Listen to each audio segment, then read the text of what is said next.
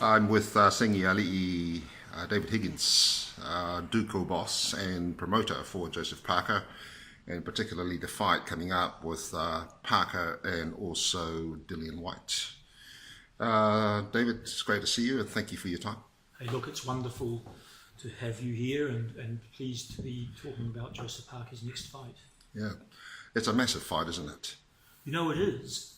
You know, the Joshua fight was a massive fight, but a lot of the world public and media gave Joshua the advantage, and whereas this fight, the buzz around it, the way it's been received around the world, is a genuine 50-50 fight that could be explosive and could go either way, and it's on British Sky Sport, the most powerful pay-per-view broadcast in the world. And when you're a boxer, getting offered a pay-per-view date is like getting offered the golden ticket on Charlie and the Chocolate Factory. You take it.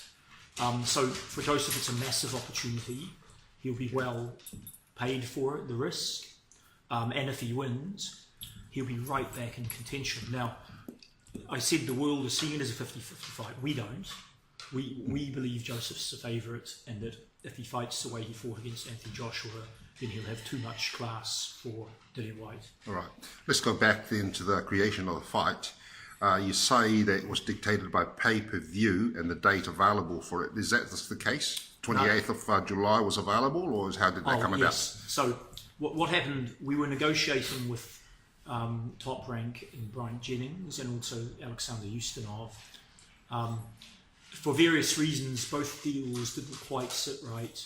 And so, you know that nagging feeling when we're sort of doing a deal that you're not sure about, and going to Jennings' hometown, the officials, the deal kept changing a bit. Yes.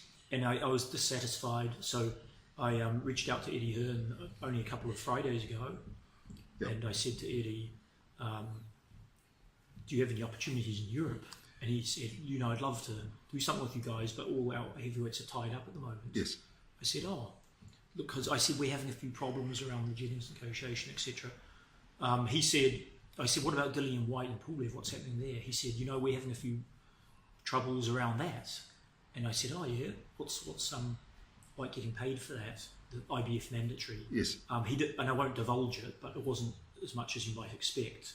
And so Whyte was facing a situation of potentially having to go to Bulgaria for low money. So I said, "Eddie, if you spend your life taking risks in boxing, you've got to also balance it, take the reward. Surely if Parker fought Whyte, it would be pay-per-view worthy." And he thought about it. He said, "Yeah, actually, David, I agree." So I said, "Well, can you get Whyte out of the..." Well, he said, "Oh, he'd have to drop out of the IBF mandatory."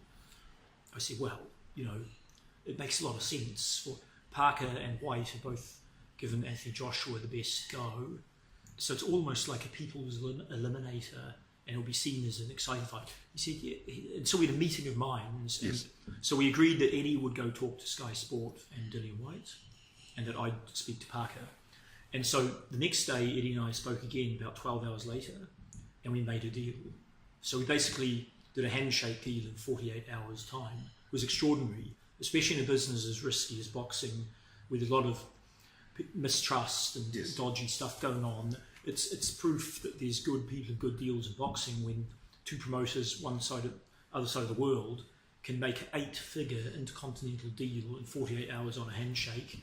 That's a fair deal. And so it's a credit to everyone involved. Credit to Dillian and Eddie for moving quick, being decisive. Credit to Team Parker. And so it is an O2 Arena is an iconic venue. Joseph's third fight in a row in the lucrative big UK market. He earned respect even in the last fight, despite taking the loss. Right. So you said no to the Bryant Jennings fight with Bob Arum? Oh, look. Or did he get to that No, we were stage? we were in later stage negotiation, but there's never a deal until the contract's signed. Right. And as I said, we were in later stage, but we were feeling uneasy. Our trainer, Kevin Barry. Yep. And then when the Whyte opportunity was modelled up, it looked far more attractive on a risk-return basis. All right.